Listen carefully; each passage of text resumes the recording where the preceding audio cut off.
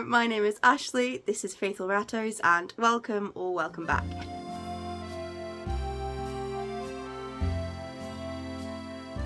So, as you can tell from the title of this video, today is going to be a little bit of like a story time about my most recent intros. I originally said that I was going to do a vlog. I started to do a vlog, then these intros got a little bit complicated and took a little bit longer than I was hoping that they were going to take. Couple that with my inability to finish a vlog, it just didn't go down very well. So now we have this video. I am going to show you some actual footage that I filmed during different stages of the intros, but I don't have footage of every single stage. And yeah, so the first thing I'm going to do is tell you about the rats involved, the players as it were, so that when I'm talking about it, you'll kind of know who I'm talking about. So I'm going to start with my 3 new babies. We have Stendar, Azriel and Arke. So these babies came to me from Kinema Rats, and they do have different personalities. Azriel is a bit more adventurous, but he is also more dramatic. And then Stendar is relaxed and confident, and Arke is a little bit more apprehensive when it comes to people, and just life in general. His mum actually died in a freak accident while the kittens were there, so that sort of accounts for a little bit of their temperament. And then we have my rescue trio. They are about 1 year old. Their birthday was in October, so pretty basically 1 year old. So we have Maccabee, Osiris, and Latka. So Latka is already neutered. He can get a little bit aggy. Most of the time he's okay, especially since it's neuter. He was neutered because he was just pestering weaker members of the group, and that's why I ended up with 2 groups. That's why he was neutered. Then we have Osiris. He is a lovely, lovely rat. No sort of temperament issues with him. Doesn't really throw his weight around or any of that sort of stuff.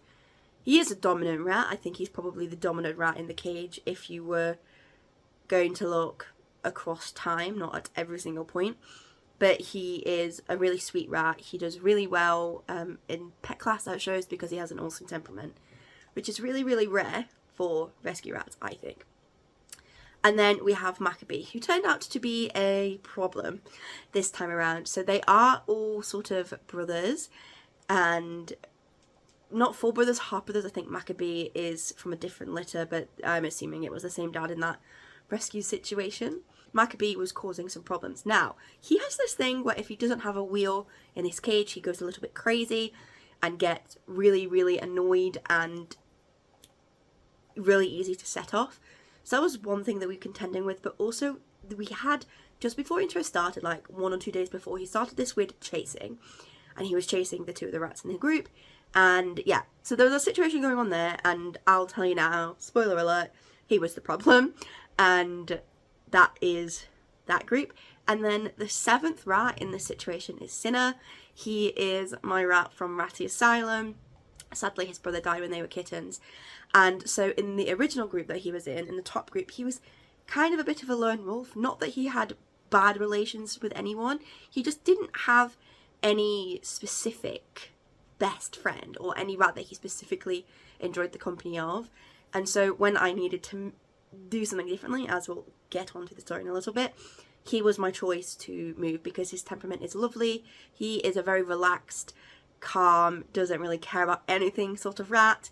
If you pick him up, he just dangles, he has no bones. He is an incredible little rat, so that's why he is also involved in this. So let's set the scene.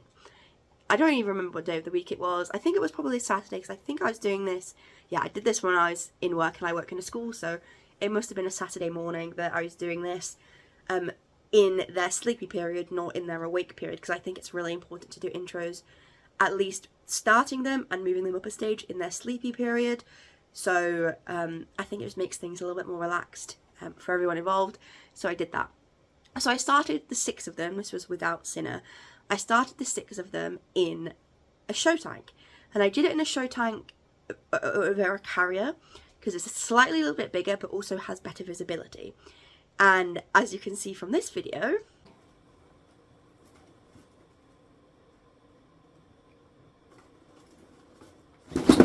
hey!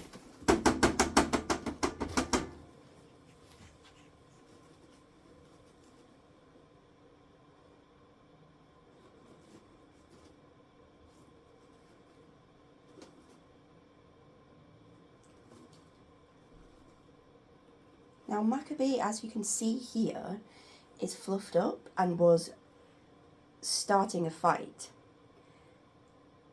That was the start of a little bit of an aggression. He calmed down after I tapped on the carrier, but you can still see that he's tense. He's trying to push his head underneath other people. That is a sign of dominance. He wants them to groom him. And as you can see, Asriel, the little Russian blue in the corner there, who bore the brunt of that, is a little bit stressed. He should calm down once everyone starts moving around again. Almost instantly, Maccabee had a problem. And the problem was Asriel. And Asriel, as we know, as I've told you, is a dramatic little thing. He screamed his head off.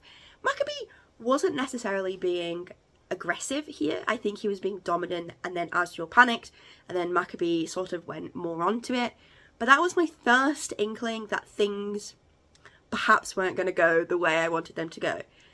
As you can see, I tapped on the thing and they all settled down, and eventually we had a nice settled group inside of the show tank. I even had Stendar laying on his back. It was very, very cute, very, very silly, and it was nice. And then we slowly moved them up through into a small hamster cage. I'm going to put some footage of that here.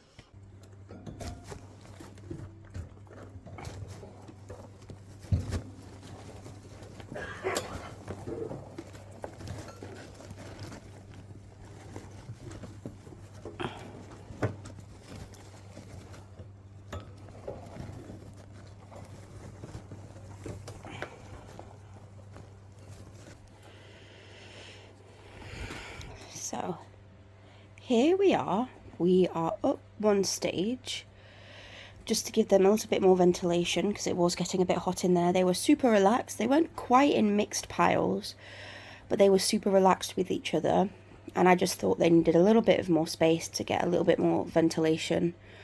And yeah, so that's what's going on currently. And then they moved up into a larger hamster cage, and this is where Maccabee started to cause problems. We were on sort of day 5 or 6 of intros, and he was getting pissy, and I was like, there's something not quite right here. And at this point, I hadn't made fully the connection of him needing the wheel to get his sort of like energy and, you know, just out. And I was like, there's something going on here. And considering that Latka needed to be neutered, and I was a little bit proactive with Latka's neuter just because I didn't want it to end up in a situation where everyone was getting stressed out. I was like, might as well book Maccabee in. And I spoke to my vet, who is currently coming around to my house like every 2 weeks because I have an oldie that needs a tooth trim because he's got a bit of malocclusion.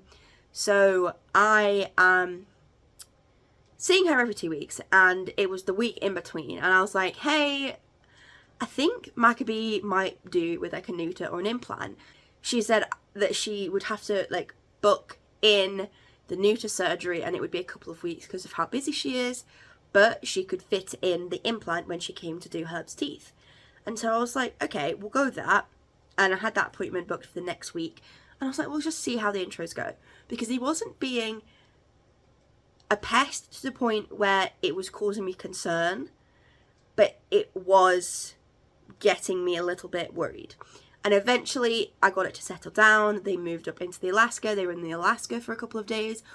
Adam, Rat Dad, took some really, really great shots of them sleeping in a group, and Asriel looked so blue. I know he's a Russian blue, but he looked really blue in these pictures. I've showed them on my channel before.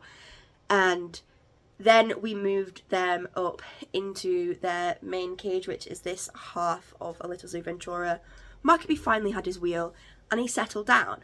But then Latka decided that he was going to have a bit of a time to shine moment, and he started doing a little bit of chasing. And so this was right around the time when Maccabee had his implant, so I decided to move them down a little bit, give them a little bit more time, and then move them back in here. And they were doing okay in a very minimal setup.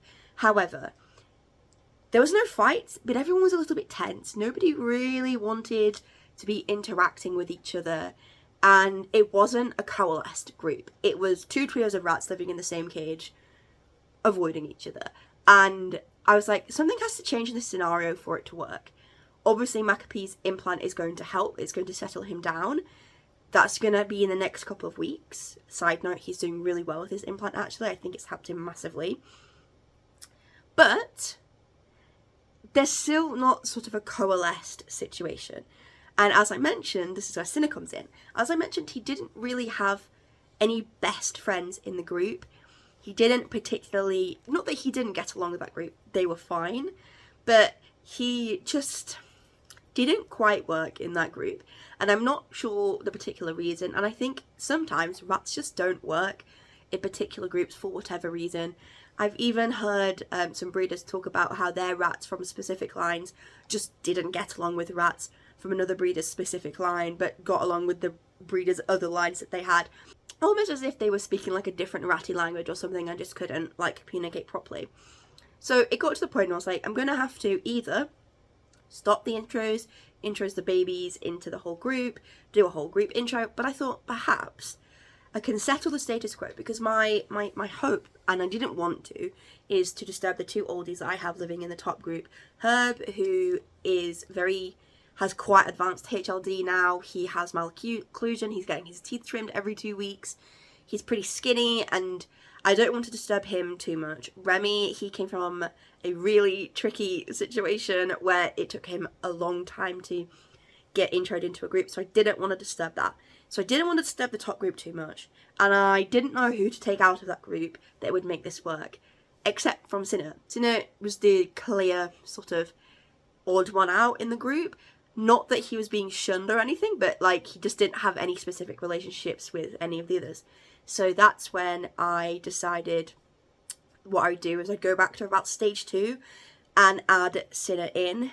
It was a little bit of a whim decision.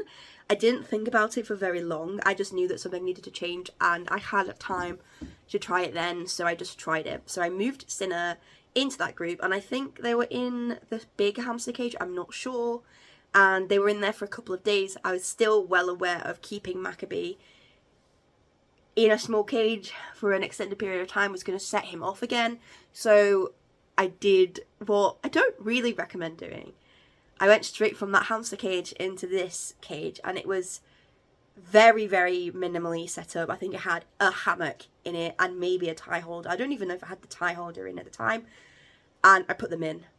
And it worked. The babies loved Cinna. Cinna didn't fight back with the adults, which meant that they liked him too, and he really brought the group closer together and made them into a coalesced group. And it was so lovely to see this sort of peacemaker role be taken up by Cinna to create this group that is now working really well, especially since Maccabee's hormones have started to die down, because he had his implant around 3 weeks ago now, I want to say. So that is the story of these intros. It took a turn. I didn't expect it to end up here where it is, but it works. And that's all that matters, really. And they are enjoying their bioactive cage. They make tunnels and burrows. Yeah, and it's just great. I really love to see them in such a coalesced group. And Cinna seems happier in this group than he did in the other one. He really likes his little brothers. And it just really goes to show that a rat with an awesome temperament like Cinna can really make the difference. And those sort of rats can really make the difference. I have one in my other group, Ezio. He's a real peacemaker usually as well. Really helped the oldies when they had their intros into the main group. And yeah, so that's what I wanted to show you. I'm going to put on screen some real cute pictures of them as a group doing really well. But yeah, so that is the story of these intros. I really do apologise that it wasn't this like massive vlog that, you know, I said it was going to be. Apologies for that. But intros really can take a turn, and for anyone who continues to vlog when intros are going like interestingly, I really applaud you, because I know I couldn't. I can't even finish a vlog when my like rat is, when nothing's even happening. So, you know, I'm really not the best vlogger, as it were, but that is the situation here. If you want to follow their day-to-day journeys and see pictures of them every day, do follow me over on my Instagram. It's Faithful Ratos, like it is here. Same profile picture, you'll be able to find us. I post pictures every day and I post stories every day. And yeah.